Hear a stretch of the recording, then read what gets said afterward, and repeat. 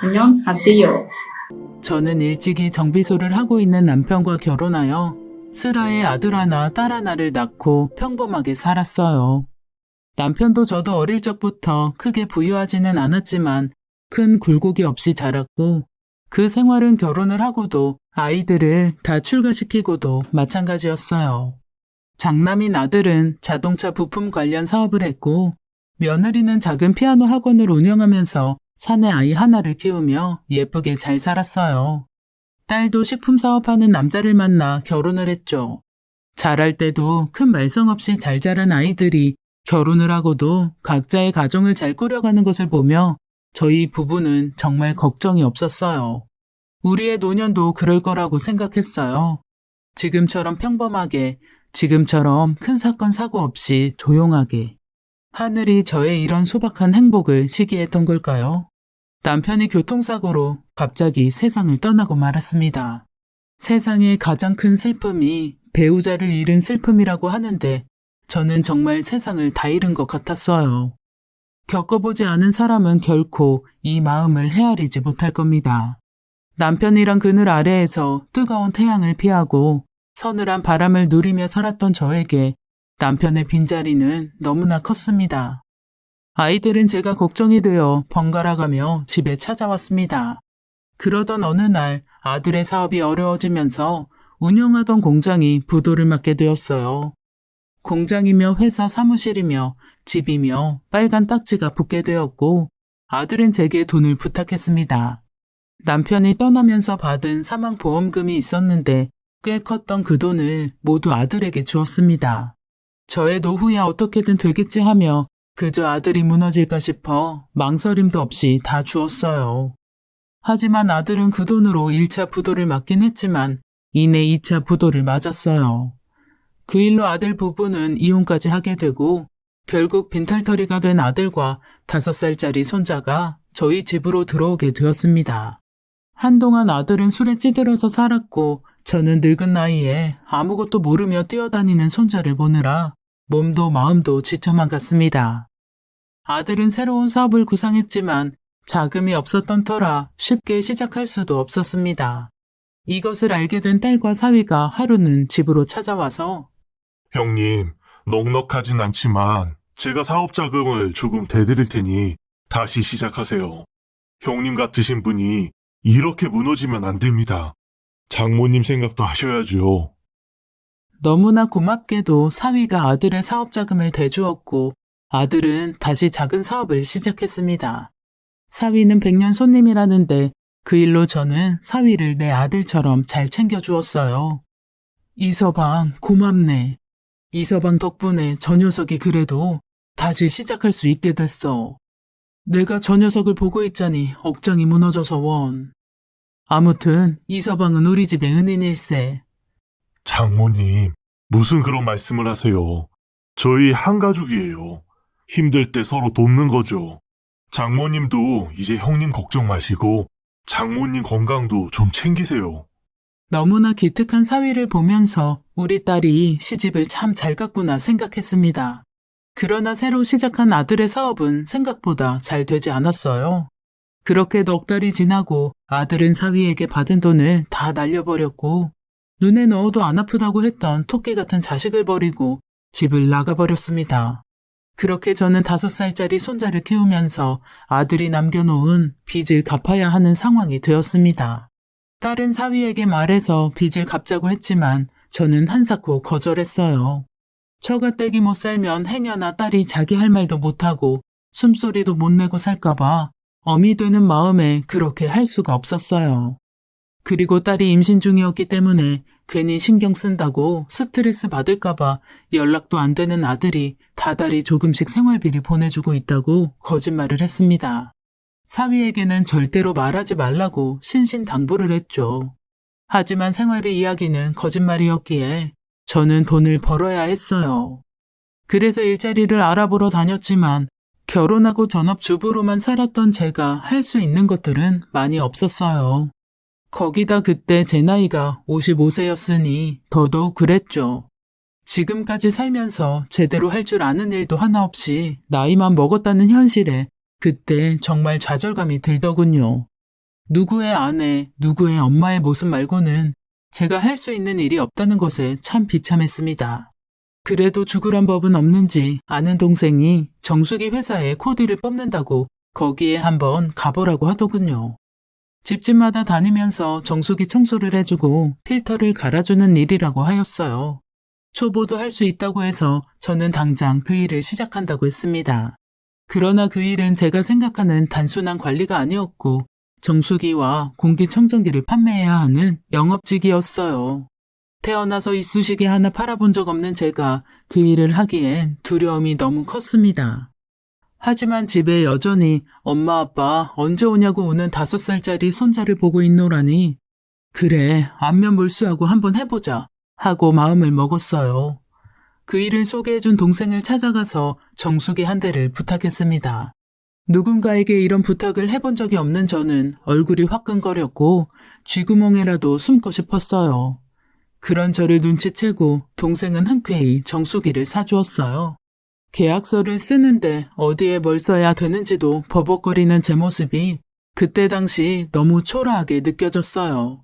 그렇게 첫 계약을 하고 나오는데 그날따라 하늘이 참 맑았습니다. 세상은 이렇게 아름다운데 내 인생 왜 이렇게 되었나 싶고 말년에 이게 무슨 복인가 싶어 한참을 울었어요. 그날 저녁에 어린이집에 들려 손자를 데리고 집으로 가는데 손자가 과일 가게 앞에 서서 망고를 가리키며 할머니, 나 이거 먹고 싶어 라고 했어요.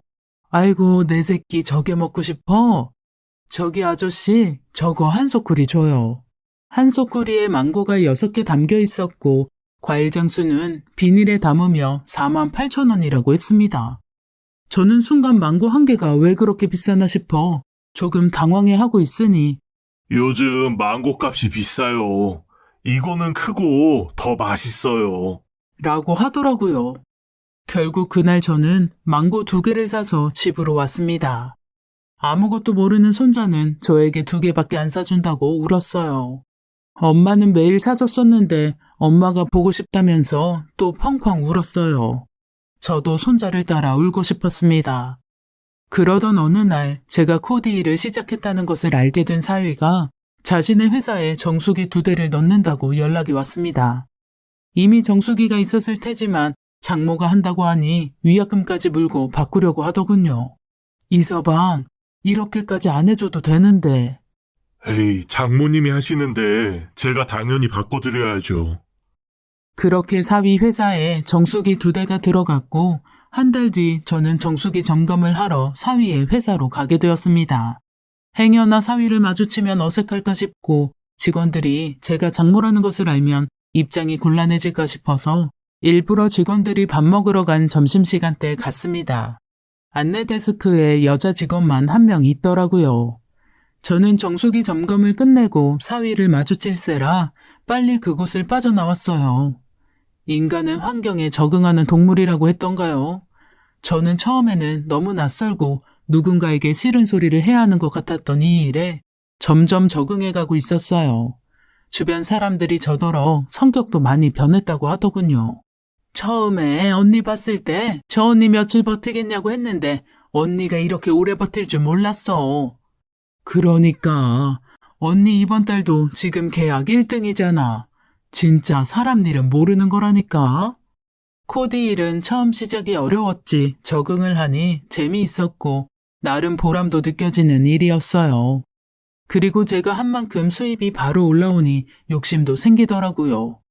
저는 저에게 이렇게 적극적인 모습이 있는지 몰랐고 사람을 만나는 것을 이렇게 좋아하는 줄도 몰랐어요. 그렇게 하루하루를 즐겁게 사니 딸도 사위도 제 걱정을 놓는 눈치였어요. 그렇게 한 달이 지나고 또다시 사위 회사에 정수기 점검을 하러 가는 날이 되었습니다. 그날도 점심시간에 찾아갔는데 안내 데스크에 여직원이 없더라고요. 잠시 화장실 갔나 보다 싶어서 정수기 점검을 하고 있는데 사위가 있는 사장실에서 인기척이 나는 것 같았어요. 이서방이 아직 점심을 먹으러 안 나갔나? 저는 사장실 쪽으로 발걸음을 옮겼어요. 그리고 저는 보지 말아야 할 충격적인 장면을 보게 되었습니다. 지금도 그때를 생각하면 심장이 벌렁거립니다. 사위는 어떤 여자와 함께 있었어요. 사위는 책상 의자에 앉아 있었고 여자는 사위의 책상 위에 앉아 둘이서 스킨십을 하고 있더군요. 다리가 후들거려서 바닥에 주저앉을 뻔한 걸 겨우 참으며 밖으로 나왔습니다. 도대체 이게 무슨 일인가 싶어 상황 파악이 안 되고 믿는 도끼에 발등 찍힌다라는 것이 이런 거구나 싶은 것이 정말로 망치로 뒤통수를 세게 맞은 것 같았어요.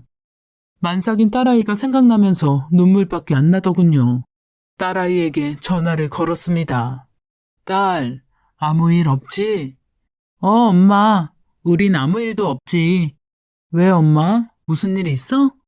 아니, 그냥 우리 딸 목소리 듣고 싶어서 전화했지. 이서방은 잘해주고? 그 사람이야 뭐 나밖에 모르지. 근데 요즘 회사 일이 바빠서 많이 늦어. 어제도 지방 출장 간다고 집에 못 들어왔어. 가슴이 철렁하더군요. 지방 출장 간다고 외박한 사위 이야기에 아까 제가 본 장면이 오버랩되면서 저는 분노가 차올랐어요. 하지만 딸에게는 말을 할 수가 없었어요. 며칠 뒤 출산일을 앞두고 있는 딸아이가 충격으로 잘못될까 싶어 차마 말을 할 수가 없었죠. 저는 결국 3일 월차를 내고 알아 누웠어요. 이 일을 어떻게 해야 되나 싶어 속만 태웠죠. 이 사실을 딸이 알게 되었을 때를 생각해보니 딸은 바로 이혼한다고 울고불고 난리가 날 것이고 그럼 태어난 아이는 또 어떻게 할 것이며 불륜의 증거도 없는데 위자료도 못 받고 버려지는 것이 아닌가. 그냥 사위를 만나서 못 본 걸로 할 테니 제발 정신 차리라고 해야 하나 싶고 별별 생각이 다 들었습니다. 남편 없이 혼자 살아보니 정말 그건 너무나 힘든 일이었고 딸 나이가 이제 30인데 저희가 이혼녀의 딱지로 아이를 키우면서 살 생각을 하니 가슴이 미어졌습니다. 며칠 뒤 딸이 사내 아이를 출산했고 저는 그 소식이 기쁘지만은 않았어요. 딸, 고생 많았어. 몸은 괜찮아? 응, 엄마. 엄마, 우리 아기 봤어? 예쁘지? 이서방 꼭 닮았지? 근데 오빠는 왜 아직도 안 오는 거야? 눈물이 나는 것을 억지로 참았습니다. 이서방은 일이 바쁜 거야? 요즘 회사 일 때문에 정신없어. 곧 오겠지. 그날 사위는 오지 않았어요. 저는 퉁퉁 부은 딸의 얼굴과 발을 보고 많이 울었습니다. 엄마, 왜 이렇게 울어? 우리 딸 기특해서 그렇지. 그렇게 저는 병원에서 나와 추악한 사위에 대한 배신감으로 치밀한 응징의 계획을 세웠습니다. 며칠 뒤 저는 정수기 점검을 핑계로 사위의 회사로 갔어요. 그리고 사장실에 있는 정수기에 아무도 눈치채지 못할 몰래 카메라를 설치했어요. 사위의 실체를 확인해보고 싶었습니다. 그리고 정수기 수질 검사 기간이라 한 달간 매일 수질 체크를 해야 한다면서 사위의 회사를 방문했죠. 그날도 어김없이 사위가 없는 점심시간에 갔어요. 카메라 메모리를 바꿔 끼고 나오는데 가슴이 콩닥콩닥 거렸어요. 녹화된 영상을 떨리는 손으로 재생시켜보는데 제발 아무것도 담겨있지 않길 바랬습니다. 그날 제가 본 것이 잘못 본 것이길 바랬어요. 하지만 영상에는 사위와 상간녀의 불륜 행각이 고스란히 찍혀 있었고 모두가 퇴근한 밤마다 그것들은 사무실에서 그런 더럽고 추악한 짓거리를 했습니다. 심지어 딸아이가 출산한 그날도 사위와 상간녀는 그 짓을 하고 있었어요. 하늘이 무너지는 줄 알았고 피가 거꾸로 솟는 것 같았습니다. 가슴이 찢어지는 듯한 고통이 저를 죄어왔어요. 두 눈으로 확실하게 확인하고 나니 저는 더 이상 미룰 것이 없었어요. 당장 사위를 찾아가 뺨이라도 때리고 제 딸을 데리고 나오고 싶었죠. 그런데 녹화된 영상에서 저는 새로운 사실을 알게 되었어요. 오빠, 이거 넘겨주는 대신 나한테 뭐 해줄 건데? 조금만 기다려. 이번 신제품으로 대박나면 우리 수진이 좋아하는 거 다 사줄게.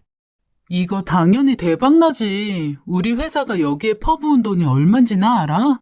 포장 패키지 하나도 다 특허라고. 그래, 수진이 덕에 대박나게 생겼어. 이 복덩이. 나한테 잘해. 우리 사장이 내가 신제품 정보 빼돌린 거 알면 나는 죽은 목숨이야.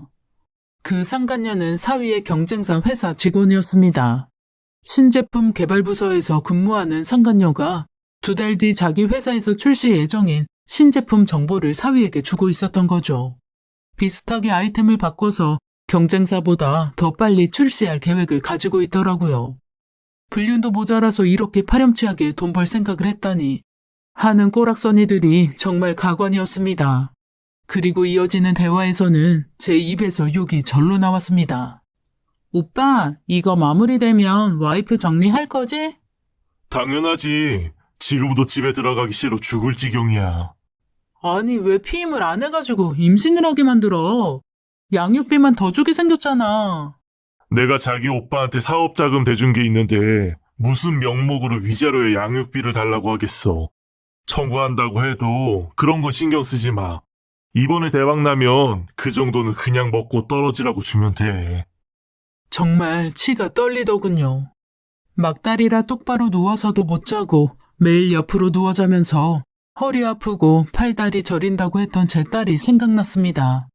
엄마, 그래도 이서방 닮은 아들이 태어나면 얼마나 예쁘겠어. 이 정도 힘든 건 아무렇지도 않아. 라고 하며 자기 배를 만지면서 생글생글 웃는 딸아이가 생각나서 저는 소리내어 울었어요. 천벌을 받을 것들, 그것들을 꼭 벌받게 하고 싶었습니다. 하늘이 무섭지도 않니? 너희는 죽어서 반드시 지옥 갈 거야. 하지만 죽어서 받는 심판만으로는 부족했어요. 지금 살아있을 때 본인들이 얼마나 잔인한 짓을 했는지 심판받게 해주고 싶었어요. 그래서 저는 상간녀의 회사로 찾아갔습니다. 안내 데스크에서 사장을 만나러 왔다고 했지만 지금 부재 중이라고 했고 저는 꼭 사장님한테 전해달라며 쪽지를 건넸습니다. 2달 뒤 출시 예정인 당신 회사 신제품이 도둑맞았습니다. 돕고 싶으니 연락 주세요.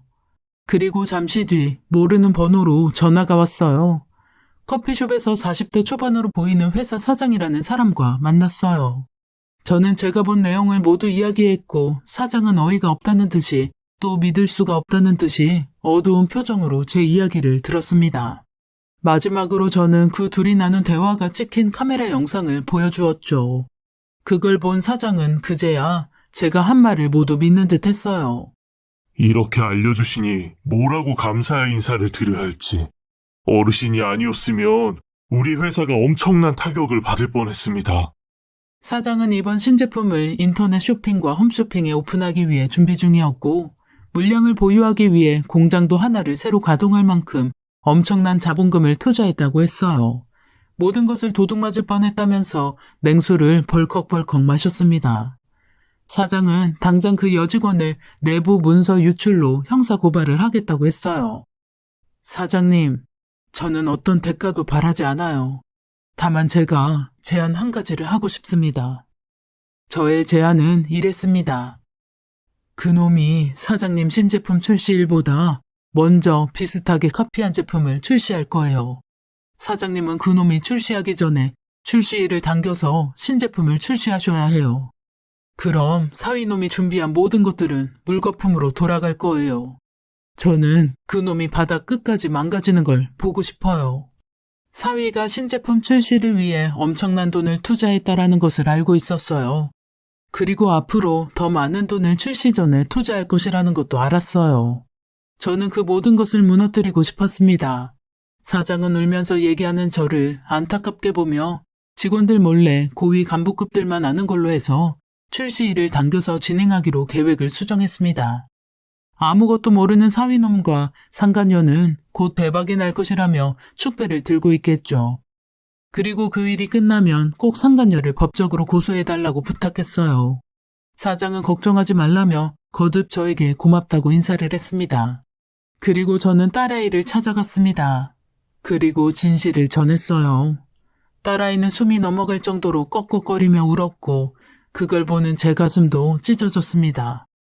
태어난 손자도 뭘 아는지 우리 셋은 그렇게 울었어요. 그때 사위가 집으로 들어왔습니다. 집안 분위기가 이상한 것을 감지한 사위는 무슨 일이냐고 했고 분노를 이기지 못한 딸이 사위를 향해서 물건들을 집어 던졌어요. 네가 인간이니? 밖에서 딴 여자랑 붙어 먹으니까 좋았어? 당신 왜 이래? 이게 어디서? 자네는 이제 내가 안중에도 없는가? 저 자식 다 버리고 불륜 저질렀으면 부끄러운 줄 알아야지. 어디서 큰 소리야? 장모님, 도대체 어디서 무슨 말을 듣고 와서 이러시는 거예요? 사위는 뭐가 그렇게 당당한지 두 눈을 부릅뜨며 저에게 대들었어요. 저는 그 순간 녹화한 영상을 틀어서 보여주었습니다. 딸아이가 충격받을까봐 차마 그 영상까지는 안 보여주려고 했었거든요. 사위는 그것을 보는 순간 흠칫 놀랐고 제 핸드폰을 빼앗아 들더군요. 장모님, 지금 제정신이세요?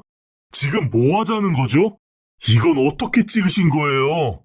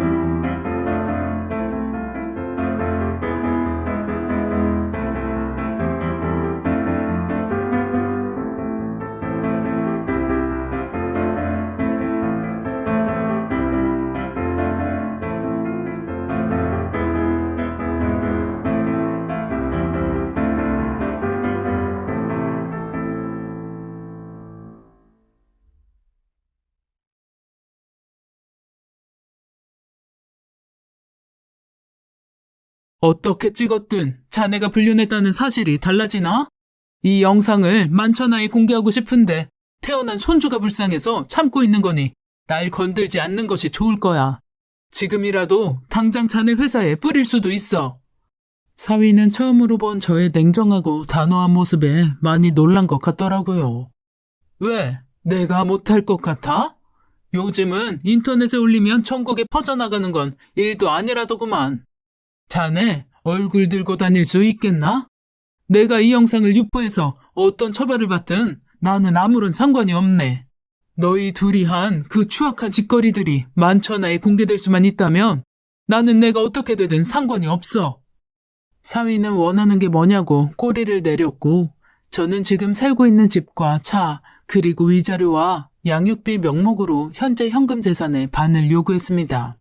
곧 신제품으로 엄청난 부를 가진다고 생각해서인지 빨리 정리하고 상간녀에게 가고 싶은 생각이어서인지 사위는 순순히 합의 이혼을 해주었습니다. 그리고 2달 뒤 상간녀가 다니는 회사에서는 성공적으로 신제품을 출시했고 사위는 말 그대로 쪽박을 찼습니다. 준비했던 신제품이 모두 수포로 돌아갔고 그동안 들인 막대한 자금도 모두 날려버렸죠. 주변 지인들에게 엄청난 투자금을 받고 심지어 대출까지 싹싹 끌어서 투자한 신제품 사업이 철저하게 망해버렸어요. 처음부터 자기의 것이 아니었죠. 그 모습을 보고 싶어 사위의 회사로 찾아갔습니다. 사무실 안은 엉망이었고 빚쟁이들과 거래처 관계된 사람들이 찾아와서 언성을 높이고 있었어요. 사위는 망연자실 자리에 털썩 주저앉아 넋이 나간 사람처럼 보였습니다. 멀리서 그 모습을 지켜보면서 남의 눈에 피눈물 나면 어떻게 되는지 뼈저리게 느꼈으면 좋겠다는 생각을 했습니다. 살면서 두고두고 이 일이 생각나서 후회하며 가슴찌며 그렇게 고통스럽게 살기를 바랬어요. 며칠 뒤 사위는 저희 집에 찾아와서 잘못했으니 한 번만 용서해달라고 했고 지금 회사가 어려우니 한 번만 도와달라고 무릎을 꿇었습니다. 딸은 얼굴도 보기 싫다며 방에서 나오지도 않았죠. 장모님, 한 번만 용서해주세요. 그 여자가 작정하고 덤비는데 제가 어떻게 당합니까? 장모님, 제가 얼마나 처가에 잘했는지 잊으셨어요? 자네가 우리 집에 잘한 거 한시도 잊은 적이 없네. 그래서 그만큼 나도 잘했지. 그리고 자네가 우리 집에 죽을 죄를 지은 것도 한시도 잊은 적이 없네. 그래서 내가 자네를 용서 못하는 것은 너무 당연한 일이 아닌가? 자네야말로 잊고 있구먼. 우리한테 어떤 짓을 했는지. 손바닥으로 하늘을 가리지 그러냐. 2번 다시 우리 앞에 찾아오지 말게. 장모님, 태어난 아이를 위해서라도 제발 한 번만 용서해주세요. 그 입으로 손주 이야기를 하는데 저는 결국 참지 못하고 화장실로 가서 걸레 빨려고 담가놓은 물을 가지고 나와 사위놈 얼굴에 뿌려버렸습니다. 사위는 소리를 질렀고 머리 위에는 더러운 걸레가 널려 있었죠. 이 걸레만도 못한 인간아. 그 더러운 입으로 어디 아이 얘기를 담아? 그 아이 이름이 뭔지는 아는가? 그 아이 태어났을 때 자네 어디에 있었는가? 그때도 자네란 인간은 그 상간녀와 있었지? 아이 때문에 이 정도로 참는 줄 알아? 당장 나가. 그게 사위의 마지막 모습이었습니다. 상간녀는 어떻게 되었냐고요? 상간녀 메일함에 수많은 신제품 관련 문서들이 사위의 메일로 간 것이 포착되었고 형사고발을 당해 어마어마한 손해배상금을 물게 되었다고 하더군요. 그리고 상간녀로 낙인 찍혀 얼굴도 못 들고 다니게 되었고 심지어 상간녀는 만나는 남자친구도 있었다고 하네요. 그 남자친구가 회사로 찾아와서 한바탕 난리가 났었답니다. 남의 가정 파탄 내놓고 네가 웃을 일이 있으면 세상이 너무 불공평하잖아. 그치? 지금도 내 딸은 너희 때문에 밤에 자다가도 우는데 잠든 아기가 깰까봐 나이 많은 어미가 깰까봐 소리내서 크게 울지도 못하고 그렇게 밤마다 백인릿을 적시는데 너희가 잘 사는 건 너무 말이 안 되는 거잖아. 그치? 그러니까 벌 받아. 그렇게 사위와 상간녀는 그렇게 거짓골을 당했습니다. 딸아이는 받은 위자료로 결혼 전에 했었던 꽃집을 다시 하고 싶다고 했고 집 근처에 예쁜 꽃집을 오픈하여 새로운 시작을 하였어요. 엄마, 매일 예쁜 꽃들 보니까 너무 좋아. 엄마, 나 잘 살 거야. 이제 내 걱정은 하지 마요. 꽃처럼 예쁜 딸은 그렇게 회복되고 있었어요. 오늘은 우리 딸이 좋아하는 과일을 사가지고 집에 들어가야겠네요. 우리 첫째 손주가 좋아하는 망고도 한 소쿠리 사고요. 세상 살다 보니 정말로 재짓고 사는 사람들을 많이 봅니다. 하지만 옛말에 뿌린 대로 거둔다라고 하죠. 악한 것들 그 뿌린 대로 거두기를 바랍니다. 저처럼 당하신 분들이 계시다면 힘내시고 저의 긴 글 들어주셔서 감사합니다. 지금까지 사연 읽어주는 남녀였습니다. 끝까지 함께 해주신 여러분 감사드리며 저희는 다음 사연으로 돌아올게요. 여러분의 소중한 댓글 참여 부탁드려요. 구독, 좋아요, 사연 공유는 저희에게 큰 힘이 된답니다. 사연이 재미있으셨다면 꼭 부탁드려요.